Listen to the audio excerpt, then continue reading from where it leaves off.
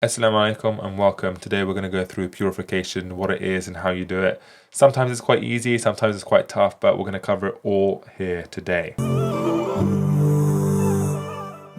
Purification is something that you need to do when you invest into equities, and that is whether you do it as individual equities or whether you invest into equity funds. The reason for it is that almost every company out there has some money which it earns from impermissible sources. Even if a company is in the halal sector, like the tech sector, making laptops, mobile phones, selling some sort of halal service, it will most likely still have some impermissible income, and that's the section that you need to purify. With individual companies, it can be quite straightforward. With funds, it's a little bit more complicated for some funds, but a lot easier for others. So let's go through it. This is a website called Zoya.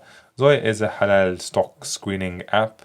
And they have a page on purification. It's quite good. It's a good read.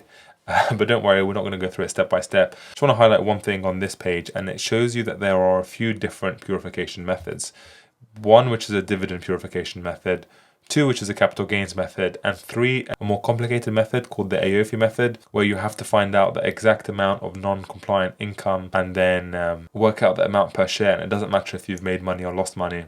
To be honest, I think the AOFI method is needlessly complicated, and it would mean that you have to purify your income even if you make a loss. The method that the majority of people use are the dividend purification methods and the capital gains method, and that's what we're going to look at today. So let's start with the easy thing first. What if you've invested into a single equity and you need to find out how much you need to purify? At this point, this is where you're going to have to use one of the screening apps out there like Kestrel, Musafa, Islamically, or Zoya.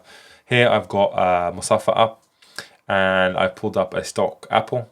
First thing, I want to see that it's halal. If it's halal, that means it's okay for me to invest into. The next thing to know how much you need to purify is by looking at what percentage of their revenue is either impermissible or doubtful, and then add those together. And luckily they've done that here for us in a nice little pie chart format, and we can see that doubtful we have 3.83% and not halal we have 0.97%. Now, you might be thinking, oh, wait a sec, how come Apple has some income which is haram? They don't do anything haram, but they have a detailed report showing you where their impermissible income comes from, which is Apple Music, advertising, and interest and dividend income, which they count as impermissible. So calculating the amount that you need to purify is actually quite simple after you have this information. All you have to do when you sell Apple stock is to give away the combined percentage of doubtful and impermissible income to charity.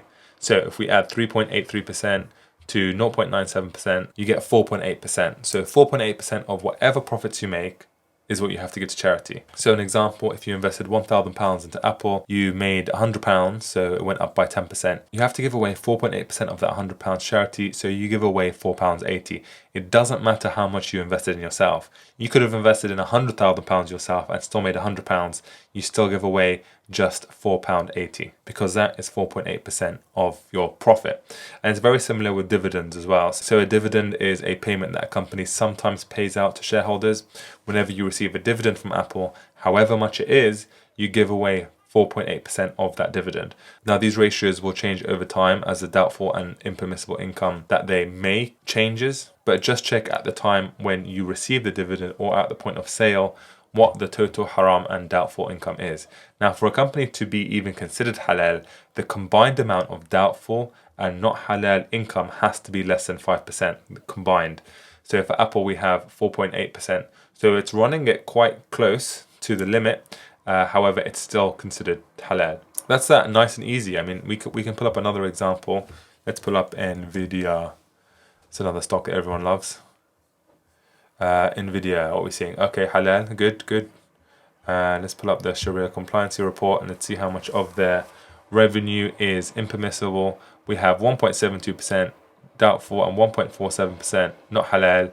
So you have around 3.2% in total that you have to give away from any profits you make and from any dividends that you receive.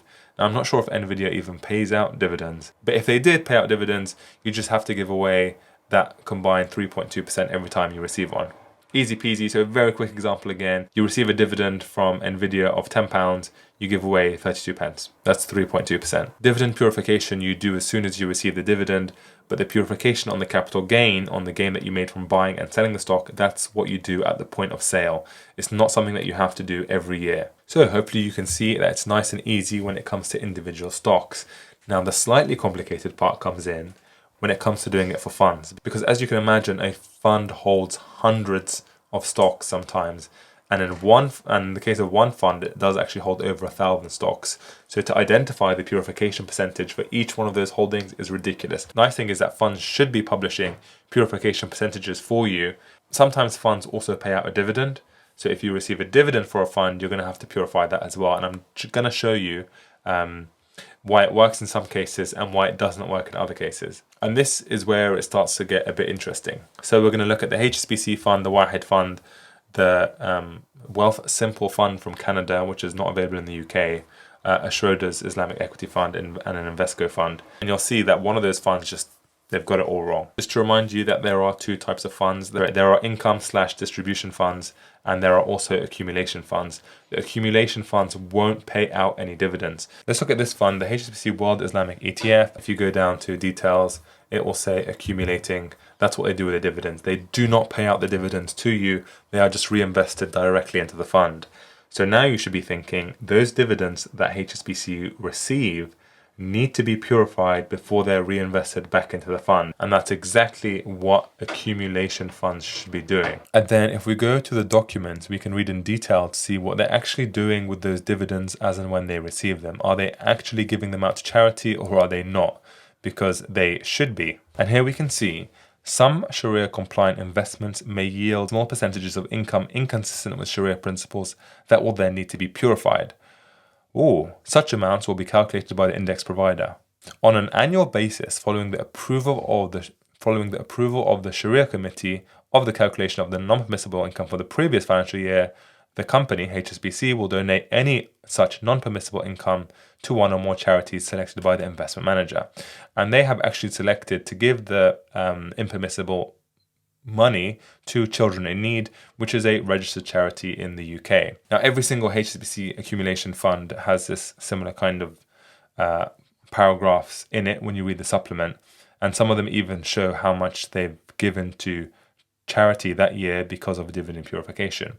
So you don't have to worry about dividend purification when you invest into accumulation funds, because they technically should do the purification for you for the dividends. However, there is some exceptions. There is one exception, and we'll get onto that. Let's look at a fund that pays dividends. So it'll be an income fund, and this is an example: the Wahed FTSE USA Sharia ETF. It pays out the dividends to investors. So you will need to purify those dividends as and when you receive them. But the question may be, how much do you actually have to purify? Well, luckily for us is that they post on their website, if we find it, quarterly purification on halal dividends. So we can open it up. I pulled up now the dividends that you would receive by investing into HLAL. It shows you them on a quarterly basis, so how much you'd receive in Q1, Q2, Q3, and Q4 of 2024. That is the dividends you have received per share, and this is how much you have to purify per share. If you held, let's say, 1,000 shares, you would have received $170 worth of dividend, of which you would have to purify times 1,000. You'd have to purify $8.50 that quarter from the dividends that you received. Now, if you do a little bit more digging and you find out what percentage of your dividend is being purified, we can see how much of the fund's income is from impermissible sources. So here, this is a percentage. All right, there we go. This is the number I wanted to get to. Let's zoom in a bit. You can see it's 5%. Oh, wow. They have exactly 5%, which is a maximum allowable amount. Let's drag it over to see how much it was in the other months. Oh, 5%, 5%, 5%. So maybe you can try and understand what Wahed are doing when it comes to purification for their dividends. It looks like they're not actually calculating the amount that you actually need to give away.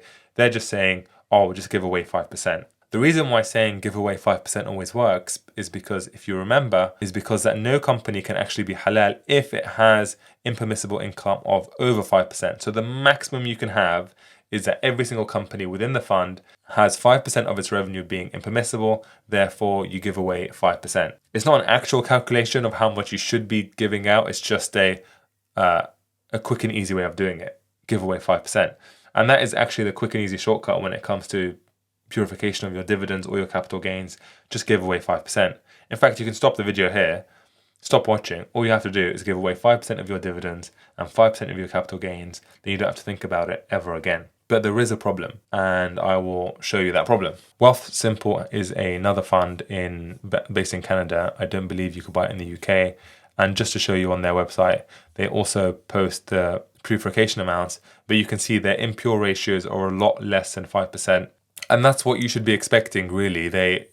If you average out the impure ratios from all the companies, when you look at 300-400 companies, it does come out to be well under 5%. It's just that Wahed aren't really calculating it properly, so they just tell you to give away 5%, which does seem a bit lazy, but hey, who am I to judge? Schroders is another accumulation fund, and if you read their report on their fund, it will also tell you the same thing, where it will have, here we go, you will find that again, they do the purification for you. They don't actually tell you where the money goes to that is purified, unlike HSBC, which tells you exactly where it goes to. It does say charity selection. The selected UK registered charities will receive any such payment will first be approved by the Sharia Supervisory Board. The donations will be made on an annual basis and will be detailed in the fund's annual report and accounts. So there you can see that Schroders does it as well for their fund. Now here's a fund which does it a little bit differently. Introducing the Invesco Dow Jones Islamic Global Developed Markets Fund. So this is another accumulation fund. So you have to think, no dividends are going to be received, but Invesco should be doing the dividend purification for me.